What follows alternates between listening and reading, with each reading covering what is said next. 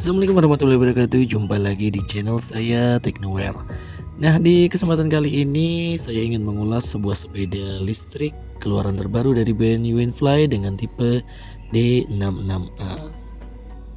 Dan perlu diketahui bahwa D66 itu ada dua jenis, yaitu D66A dan D66B. Dimana perbedaannya? Nah, seperti di depan saya ini, untuk D66A dengan konfigurasi jok terpisah, sedangkan D66B dengan jok menyatu menjadi satu bagian. Dan unit yang saya review kali ini dengan warna coklat hitam.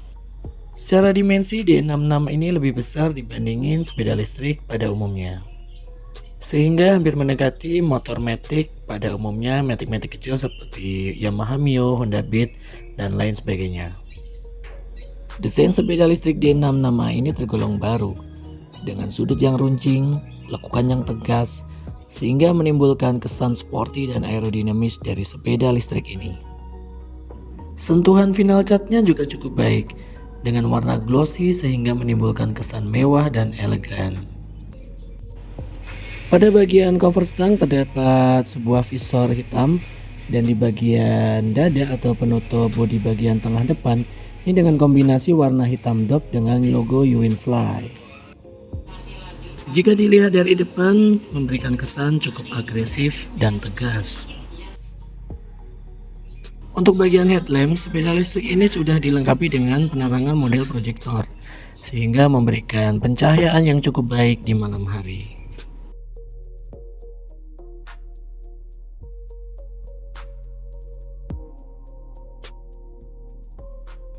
Dan di sebelah kanan kirinya itu terdapat dua buah DRL yang akan menyala bersamaan pada saat lampu dinyalakan, dan itu akan bergantian apabila lampu sen dinyalakan.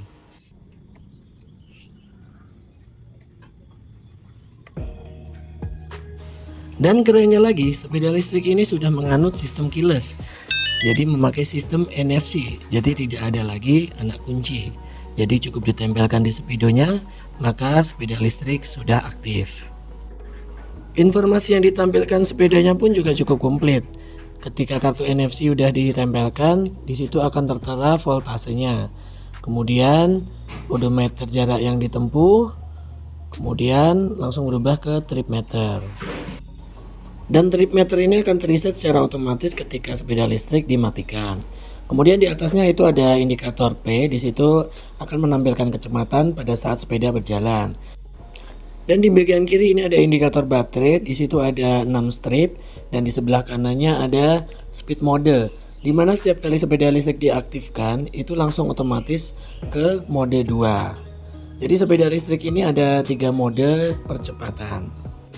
Untuk beralih dari mode parkir ke mode ready atau siap jalan, jadi kita harus menekan dulu tuas remnya hingga muncul logo ready di speedometernya. Nah, ini artinya sepeda listrik ketika digas itu udah siap digunakan. Dan untuk merubah speed mode, kita bisa gunakan tombol kanan berwarna oranye. Kita bisa beralih dari speed 1 hingga ke speed 3. Sepeda listrik ini dibekali motor BLDC dengan kekuatan 600 watt. Sekarang kita tes berapa kecepatan yang dihasilkan dari mode speed 1 hingga speed 3.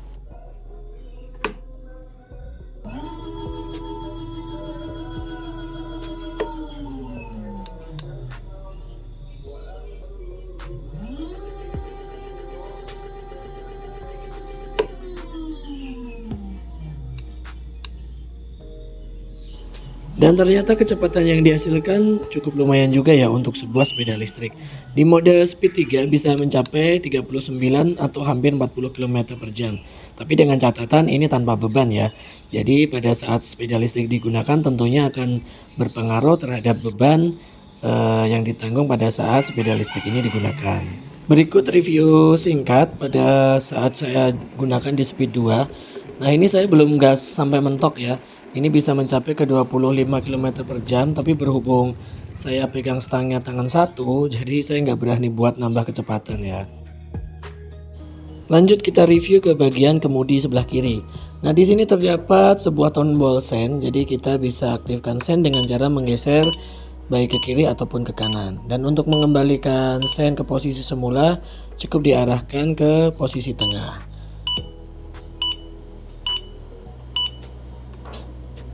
Dan di bawah tombol sen ini terdapat sebuah tombol klakson, dan saya rasa suara klaksonnya cukup imut ya. Jadi ini mungkin untuk menghemat baterai ya.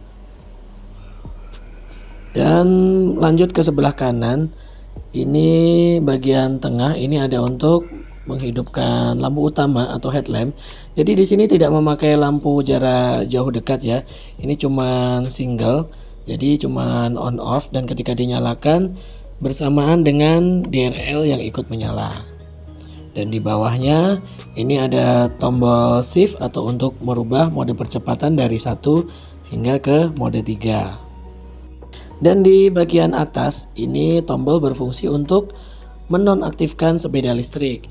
Jadi teman-teman tidak perlu menempelkan kartu NFC. Jadi bisa mematikan sepeda listrik, cukup menekan tombol kurang lebih selama 3 detik sehingga sepeda listrik otomatis akan mati.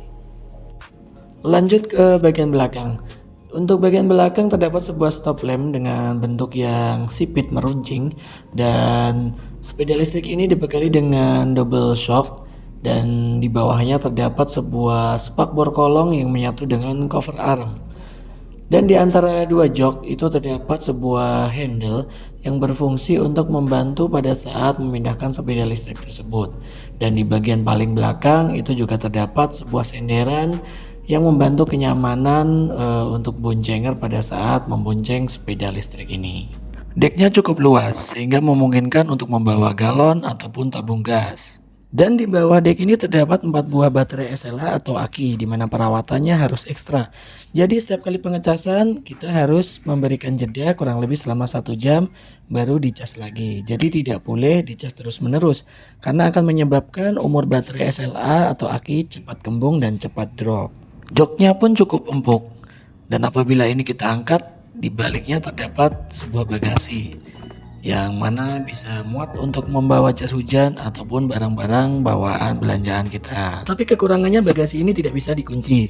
Jadi apabila menaruh barang berharga, jangan sampai ditinggalkan di area parkir terbuka atau di tempat umum ya. Di bagian depan juga terdapat konsul untuk menyimpan botol minuman. Untuk sistem pengereman baik roda depan maupun belakang masih menganut sistem tromol ya. Jadi belum piringan cakram. Dan untuk bannya sendiri dibalut dengan ring 10 ukuran 60/90. Ya masih standar ukuran sepeda listrik pada umumnya ya. Dan saya menemukan satu sisi kelemahannya ya, dan menurut saya ini agak riskan. Jadi ketika posisi standar samping, ternyata sepeda listrik ini masih bisa aktif digunakan apabila posisi kontak on. Nah bisa dilihat ini ketika digas itu masih bisa jalan ya. Jadi harap hati-hati ketika sepeda dalam posisi standar samping, jangan sampai ada anak kecil yang memutar gasnya.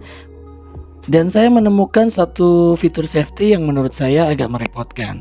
Jadi apabila posisi sepeda listrik dalam posisi off, sepeda ini tidak bisa digeser ataupun digerakkan maju ataupun ke belakang. Jadi roda belakang otomatis terkunci. Tentunya hal ini merepotkan tukang parkir apabila ingin memindahkan sepeda listrik kita. Dan apabila dipaksakan, tentunya hal ini akan menyebabkan dinamo cepat rusak ya. Dan sebenarnya bagus juga apabila kita tinggalkan sepeda terkunci, mengingat kuncinya keyless, kita tidak bisa melakukan kunci stang. Oke, demikian ulasan plus minus dari sepeda Uwinfly di 66A yang dapat saya bagikan kali ini. Mudah-mudahan bermanfaat buat teman-teman semuanya. Jangan lupa subscribe, share, like, dan komen jika konten ini bermanfaat buat kalian. Sekian dari saya. Wassalamualaikum warahmatullahi wabarakatuh. Salam Technoware.